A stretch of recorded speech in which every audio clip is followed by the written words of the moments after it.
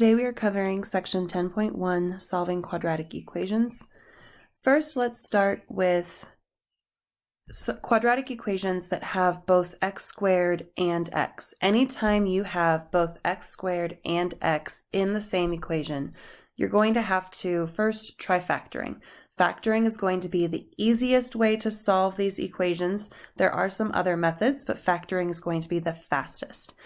Anytime we have x squared and x in the same equation, we want to get one side equal to 0 so that we can factor and solve. So on this first example, we would subtract the 24 from both sides to get x squared plus 5x minus 24 equals 0. We then need to factor. And all of you do this a little bit differently, which is fine. Because there's plain x squared in the front, that's a 1x squared, this is going to be x plus something or minus something and x there. We're looking for two numbers that multiply to give us negative 24 and add up to 5. And some of you who are more visual, drawing some blanks might help. So two numbers that multiply to give us negative 24 and add up to 5. Those numbers would be 3 and 8. It would have to be a negative 3 and a positive 8. So x minus 3, x plus 8. That is the factored form. The solutions then are positive 3 and negative 8, because 3 minus 3 would give us 0, negative 8 plus 8 would give us 0. So our two solutions are x equals 3 and x equals negative 8. In example B, we need to start the same way. Get 0 on one side. You want to keep your x squared term positive, so we will leave the 3x squared on the left. We're going to add 11x on both sides and subtract 4 on both sides. This time when we factor, there is a number in front of x squared. So remember, we have to multiply that 3 with the negative 4. So this time we are looking for two numbers that multiply to give us negative 12, and those numbers need to add up to 11.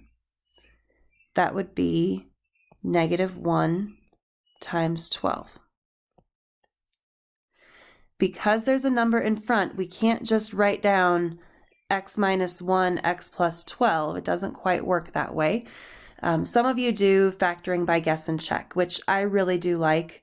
So to get 3x squared, this is probably going to be x times 3x. When you multiply x times something, you need to get one of these numbers times x. So that's probably going to be negative 1. So that would give us the negative 1x. And then 3x times what? How can we do 3 times something to get 12? That would be a positive 4. So 4 times 3x is 12x. When you add those together, you get that 11x in the middle. If factor by grouping doesn't work so well for you, you can also do, or if factor by guess and check doesn't work, you can do factor by grouping, where you write 3x squared minus 1x plus 12x minus 4. You take this 11x and split it using these two numbers that we figured out. Split this down the middle. The first group has x in common, leaving us with 3x minus 1. The second group has 4 in common, leaving us with 3x minus 1. And that gives us the factored form x plus 4 times the 3x minus 1. I think factor by guess and check is a lot faster, but if you prefer this factor by grouping method that will work every single time no matter what, that's fine too. Our next step is to solve. This first set of parentheses is pretty easy. The solution is negative 4. For the second group, you have to think about 3x minus 1, when would that equal 0? You'd add 1 to both sides, divide both sides by 3. X is 1/3. The shortcut is take the opposite of that negative 1 and then divide it by the number in front of the x, positive 1/3. Our two solutions are negative 4 and positive 1/3.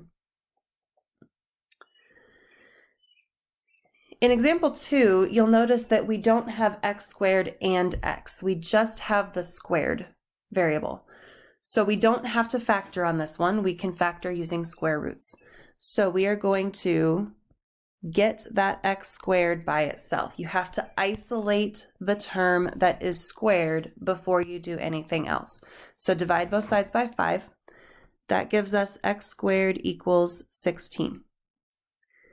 We undo a square with a square root. So to get rid of this square, we square root both sides.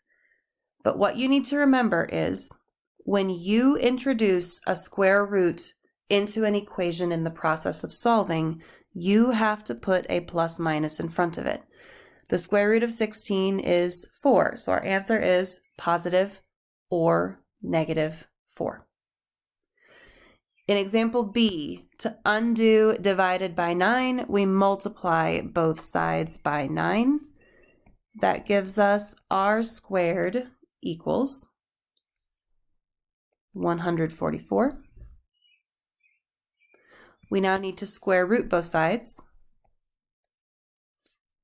When we put a square root in, we have to consider both the positive and the negative root. The square root of 144 is 12. So r is positive 12 or negative 12. In example 3, we're still going to use square roots. We're still going to isolate the square, but this time it's a set of parentheses that is squared.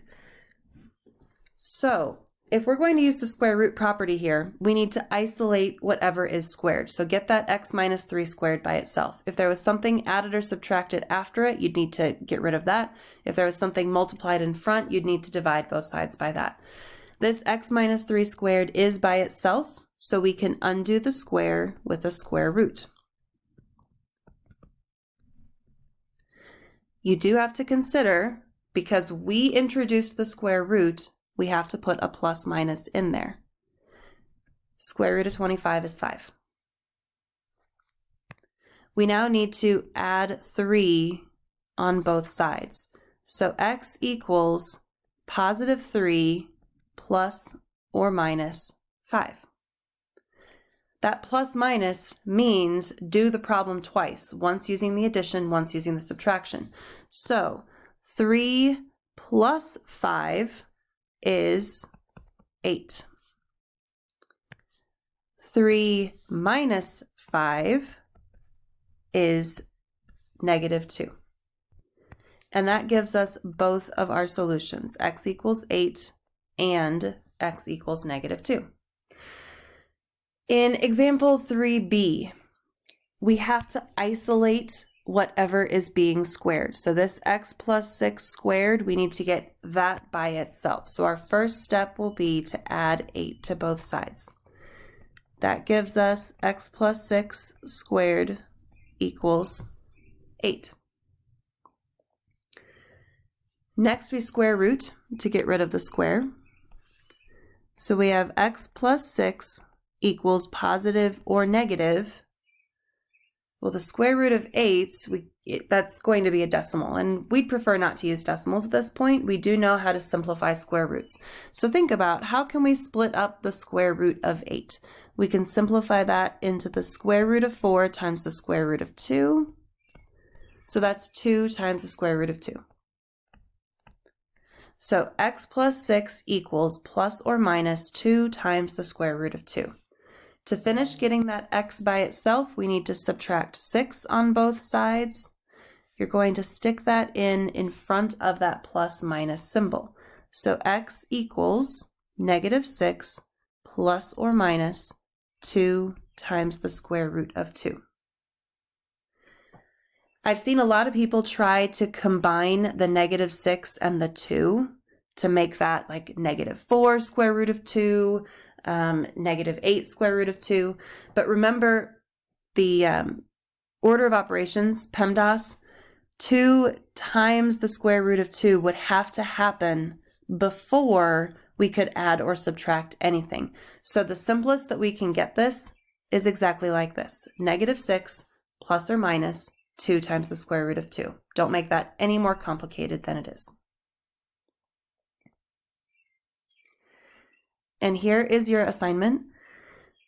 A PDF of the book has been posted in Teams, or you can email your teacher if you don't have a copy of that. But a PDF of the entire Chapter 10 has been made and posted online for you.